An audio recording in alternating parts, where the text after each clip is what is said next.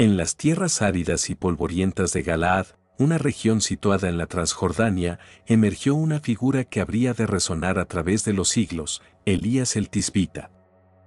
Este hombre, cuya vida no cuenta con una crónica exclusivamente dedicada a él en las Escrituras, logró trascender en fama y significado a muchos de los reyes y gobernantes de su tiempo. En el siglo IX a.C., un periodo marcado por la inestabilidad y la idolatría en el reino del norte de Israel, Elías se alzó como un faro de verdad y justicia divina, desafiando las sombras oscuras que proyectaban los reinados de Acab y su esposa Jezabel. Su presencia era tan imponente y su papel tan crucial en las profecías judías que, siglos después, muchos se preguntaban si Juan el Bautista, con su mensaje de arrepentimiento y preparación, ¿no sería acaso el mismísimo Elías reencarnado? Regresado para cumplir una misión profética largamente esperada, la relevancia de Elías en el plan divino no era un asunto de mera especulación, estaba escrita con claridad en las palabras del profeta Malaquías, quien anunció: «He aquí, yo os enviaré al profeta Elías antes que venga el día grande y temible de Jehová». Esta promesa, registrada en Malaquías 4:5, resonaba profundamente en el corazón de los fieles, quienes aguardaban con expectación el retorno de este mensajero de Dios. Pero el legado de Elías no se limitaba a las expectativas futuras ni a los eventos de su propia época. Su figura adquirió una dimensión eterna cuando apareció en el Monte de la Transfiguración, un evento narrado en los Evangelios, donde se le vio junto a Moisés y al Señor Jesús, discutiendo el sacrificio redentor que habría de cambiar el curso de la historia humana. Este momento no solo subrayaba la importancia de su misión, sino que también lo situaba como un puente entre el pasado, el presente y el futuro de la fe. El origen de Elías, envuelto en misterio, añadía aún más intriga a su persona. Aunque la Biblia lo identifica como proveniente de Galaad, poco se sabe de su familia, sus raíces o su vida antes de su llamado profético, lo que lo convertía en una figura enigmática cuya sola existencia parecía desafiar las convenciones humanas. Sin embargo, Elías no era únicamente un hombre de palabras profundas o de presencia imponente. Su vida estaba marcada por una resistencia física extraordinaria que complementaba su fortaleza espiritual. La Biblia, en 1 Reyes 17:1, relata cómo se presentó ante el rey Acab con un mensaje audaz y desafiante: «Vive Jehová Dios de Israel, en cuya presencia estoy, que no habrá lluvia ni rocío en estos años, sino por mi palabra». Este anuncio, que desencadenó una sequía devastadora, no solo demostraba su autoridad como profeta, sino también su disposición a enfrentarse al poder terrenal en nombre de Dios. Más adelante, en un episodio que resalta su vigor físico, Elías corrió delante de la carroza de Acab desde el monte Carmelo hasta Jezreel, una distancia considerable, evidenciando una energía y determinación que parecían sobrehumanas. Su jornada estuvo jalonada por actos poderosos e intervenciones divinas que lo distinguieron como un instrumento directo de la voluntad de Dios. Tras su confrontación inicial con Acab, Dios lo guió al arroyo de Kerit, un lugar aislado donde fue sustentado de manera milagrosa por cuervos que le traían pan y carne cada día. Este episodio, aunque breve, ilustra la provisión divina en medio de la adversidad y la obediencia absoluta de Elías a las instrucciones de Dios. Cuando el arroyo se secó debido a la prolongada sequía, una nueva orden divina lo llevó a Sarepta, en la región de Sidón, fuera de los límites de Israel. Allí encontró a una viuda que, según lo profetizado en Lucas 4:26, lo acogió en un momento de extrema necesidad. La mujer, al borde de la desesperación, estaba preparando una última comida para ella y su hijo con los escasos restos de harina y aceite que le quedaban. Elías, con una fe inquebrantable, le pidió que primero le hiciera un pan, prometiéndole que su provisión no se agotaría hasta que las lluvias regresaran. Este acto de confianza mutua resultó en un milagro. La harina y el aceite se multiplicaron, sustentándolos a todos durante el tiempo de escasez. Este evento no solo demostró el poder de Dios obrando a través de Elías, sino que también reflejó la humildad y el servicio del profeta, quien, a pesar de su grandeza, se mantuvo como un siervo fiel. La historia de Elías es un viaje lleno de fe y milagros que lo llevó desde los valles resecos de Galaad hasta los confines de Samaria y Galilea, dejando tras de sí lecciones eternas de obediencia y confianza en el Señor. En una aldea, mientras continuaba su misión, ocurrió un encuentro que, aunque narrado en el contexto del ministerio de Jesús, resuena con el espíritu de Elías. 10 leprosos, excluidos y desesperados, clamaron por misericordia. Jesús, al verlos, les instruyó presentarse ante los sacerdotes, y en ese acto de fe fueron sanados. Uno de ellos, un samaritano, regresó glorificando a Dios y agradeciendo a Jesús, evidenciando la universalidad de la gracia divina que Elías también encarnaba en sus acciones. De vuelta en Sarepta, la viuda enfrentó otra prueba cuando su hijo enfermó gravemente y murió. Elías, movido por la compasión y una confianza absoluta en el poder de Dios, llevó al niño a su habitación y clamó al Señor, extendiéndose sobre él en un acto de súplica intensa. El milagro ocurrió, la vida regresó al pequeño, y la madre, testigo del poder divino a través de Elías, reconoció en él a un verdadero hombre de Dios cuyas palabras eran la verdad misma. Este acto no solo reafirmó la misión de Elías, sino que también demostró la misericordia de Dios incluso en las circunstancias más dolorosas, restaurando la fe de la viuda y dejando un testimonio perdurable de la presencia divina. El siguiente capítulo de su vida lo llevó al Monte Carmelo, donde enfrentó un desafío aún mayor. La tierra estaba devastada por la sequía que él mismo había anunciado, y Dios le ordenó presentarse ante Acab, prometiendo enviar lluvia para aliviar el sufrimiento del pueblo. Este momento preparó el escenario para uno de los enfrentamientos más dramáticos entre la fe verdadera y la idolatría que había corrompido a Israel bajo el reinado de Acab y Jezabel. En este contexto, surge la figura de Obadías, un devoto seguidor del Señor que desempeñaba un papel crucial al proteger a los profetas de Dios del asesinato ordenado por Jezabel. Mientras la hambruna asolaba Samaria, Obadías y Acab dividieron las tierras en busca de pasto para sus rebaños. En su camino, Obadías se encontró inesperadamente con Elías. Reconociendo al profeta, expresó su temor, sabía que Acab lo buscaba con furia y temía las consecuencias de anunciar su presencia. Sin embargo, Elías lo tranquilizó, asegurándole que se presentaría ante el rey. Este encuentro no era un simple intercambio, era un preludio a un desafío mayor que estaba por venir. Cuando Elías se enfrentó a Acab en el Monte Carmelo, el rey lo acusó de ser el causante de los males de Israel. Elías, con firmeza, refutó la acusación, señalando que la verdadera causa era la idolatría y la desobediencia del pueblo y sus líderes. Propuso un reto decisivo, reunir a todo Israel, junto con los 450 profetas de Baal y los 400 profetas de Asera, para que el pueblo decidiera a quién serviría verdaderamente, al Señor o a Baal. Ante una multitud dividida en su fe, Elías los confrontó con una elección clara: ¿hasta cuándo claudicaréis entre dos pensamientos? Si Jehová es Dios, seguidle, y si Baal, id en pos de él. La prueba sería simple pero poderosa. Se prepararían 2 becerros, uno para los profetas de Baal y otro para Elías, y solo el verdadero Dios respondería con fuego desde el cielo.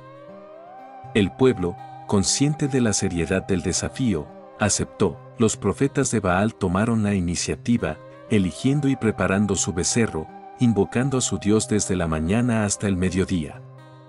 Sus clamores, sin embargo, quedaron sin respuesta. Desesperados, recurrieron a rituales extremos, cortándose los cuerpos en un intento vano de provocar una manifestación divina. Elías, observando la inutilidad de sus esfuerzos, los provocó con sarcasmo: gritad más alto, porque Dios es, tal vez está meditando, o tiene algún trabajo, o está de viaje, quizá duerme, y hay que despertarlo. El silencio de Baal era ensordecedor, y el desespero de sus profetas crecía sin resultado alguno. Entonces llegó el turno de Elías. Llamó al pueblo para que se acercara y, ante todos, reconstruyó el altar del Señor, que había sido destruido y olvidado. Utilizó 12 piedras, representando las 12 tribus de Israel, reafirmando la unidad y la herencia espiritual del pueblo.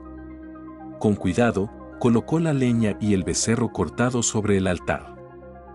Luego, en un gesto que elevaba el desafío a un nivel imposible para lo humano, ordenó que se derramara agua sobre el sacrificio, no una, sino 3 veces, hasta que todo quedó completamente empapado, con el agua llenando incluso la zanja alrededor del altar.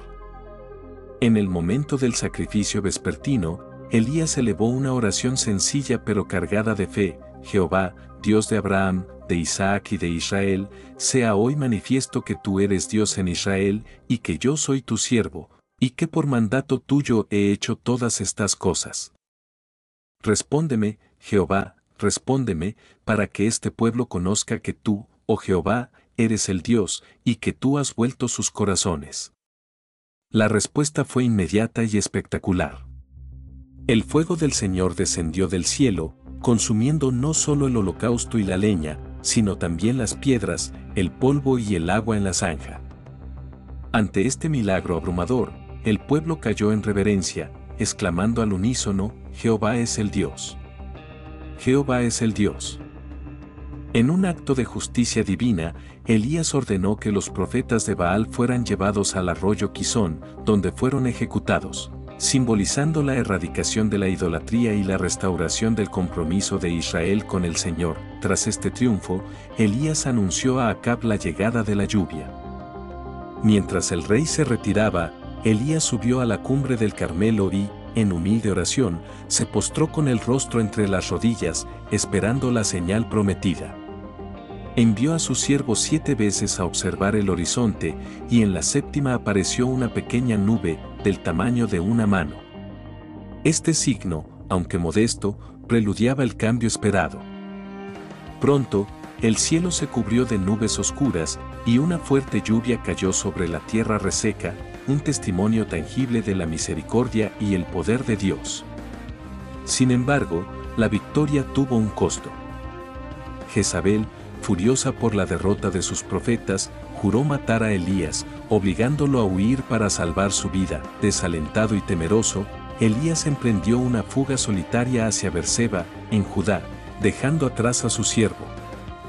Exhaustado, se refugió en el desierto bajo una retama y, en un momento de profunda vulnerabilidad, expresó su deseo de morir: «Basta ya, Jehová, quítame la vida, pues no soy mejor que mis padres». Este clamor revelaba su humanidad, sus límites y las emociones que lo conectaban con cualquier persona enfrentada al agotamiento y la desesperanza. Sin embargo, Dios no lo abandonó. Un ángel lo visitó, trayendo pan horneado en brasas y una jarra de agua, provisiones que no solo lo sustentaron físicamente, sino que también simbolizaban el cuidado continuo del Señor. En una segunda visita, el ángel lo alentó a alimentarse para el largo viaje que le esperaba. Con la fuerza de esa comida celestial, Elías caminó 40 días y 40 noches hasta llegar al monte Horeb, el monte de Dios, un lugar sagrado de encuentros divinos. En Horeb, Elías se refugió en una cueva, cargando el peso de su misión y la persecución de Jezabel. Allí, Dios le habló: «¿Qué haces aquí, Elías?». El profeta respondió con honestidad, expresando su celo por el Señor, pero también su sensación de aislamiento: «He sido muy celoso por Jehová Dios de los ejércitos, porque los hijos de Israel han dejado tu pacto, han derribado tus altares y han matado a espada a tus profetas, y solo yo he quedado, y me buscan para quitarme la vida». En respuesta, Dios se manifestó, no en el viento fuerte, el terremoto o el fuego, sino en una voz suave y delicada. Esta revelación, sutil pero poderosa, le recordó a Elías que la presencia de Dios no siempre se encuentra en lo espectacular, sino también en la quietud. Al escuchar esa voz, Elías cubrió su rostro con el manto en reverencia y salió de la cueva. Dios lo cuestionó nuevamente, y tras reiterar su celo, recibió nuevas instrucciones: regresar al desierto de Damasco para ungir a Hazael como rey de Siria, a Jehú como rey de Israel y a Eliseo como su sucesor profético. Además, Dios le reveló que había un remanente fiel de 7.000 en Israel que no se habían doblegado ante Baal, una noticia que renovó su esperanza y le aseguró que no estaba solo. Con esta nueva perspectiva, Elías partió a cumplir las órdenes divinas. Encontró a Eliseo, hijo de Safat, arando el campo con 12 yuntas de bueyes. Al arrojar su manto sobre él, Elías señaló la transferencia del llamado profético. Eliseo, reconociendo la trascendencia del momento, pidió despedirse de sus padres. Sacrificó los bueyes, compartió la carne con la gente y dejó atrás su vida anterior para seguir a Elías, marcando el inicio de una nueva era profética. Más tarde, en Damasco, Eliseo profetizó a Hazael sobre la muerte de Ben-Hadad, rey de Siria, y el sufrimiento que traería a Israel, un mensaje ambiguo que revelaba la complejidad de los designios divinos. Mientras tanto, en Israel, Acab codició la viña de Nabot, un hombre que se negó a vender su herencia familiar. Jezabel, al ver la frustración de su esposo, ideó un plan siniestro, escribió cartas en nombre de Acab, selladas con su sello real, ordenando a los líderes de la ciudad de Nabot que lo acusaran falsamente de blasfemia. El plan se ejecutó con precisión cruel, Nabot fue condenado y lapidado, y Acab tomó posesión de la viña. Dios envió a Elías a confrontar al rey en ese mismo lugar, acusándolo de asesinato y usurpación. Elías profetizó la destrucción total de la casa de Acab y un fin trágico para Jezabel. Los perros comerán a Jezabel en el campo de Jezreel, y no habrá quien la sepulte. Sorprendentemente, Acab se arrepintió, rasgando sus vestiduras y vistiéndose de saco, lo que llevó a Dios a aplazar el juicio sobre su casa, mostrando su misericordia ante un cambio genuino. Tras la muerte de Acab, su hijo Ocosías ascendió al trono. Herido y desesperado, buscó consejo en Baal-Zebub, el dios de Ecrón, ignorando al Señor. Un ángel instruyó a Elías a interceptar a los mensajeros del rey, cuestionando su decisión y anunciando que Ocosías no se recuperaría, sino que moriría. Cuando los mensajeros regresaron con este mensaje, Ocosías envió un capitán con 50 hombres para arrestar a Elías. El profeta, firme en su autoridad, invocó fuego del cielo que consumió al grupo. Un segundo capitán sufrió el mismo destino. Sin embargo, un tercer capitán, consciente del poder divino, se acercó con humildad, suplicando por su vida y la de sus hombres. El ángel del Señor indicó a Elías que bajara con él sin temor, y el profeta reafirmó el juicio. Ocosías murió sin heredero, y Jeroboam tomó el trono, cerrando un periodo turbulento marcado por la idolatría. En el capítulo final de su vida terrenal, Elías viajó con Eliseo desde Gilgal, sabiendo que sería llevado al cielo. En cada etapa, Betel, Jericó y el Jordán, los hijos de los profetas advertían a Eliseo del destino de su maestro, pero él, leal, se negó a abandonarlo. Al llegar al Jordán, Elías golpeó las aguas con su manto, dividiéndolas para que cruzaran en seco, un último milagro que simbolizaba el poder de Dios. En la otra orilla, preguntó a Eliseo qué deseaba antes de partir. Eliseo pidió una doble porción de su espíritu, aspirando a continuar su legado.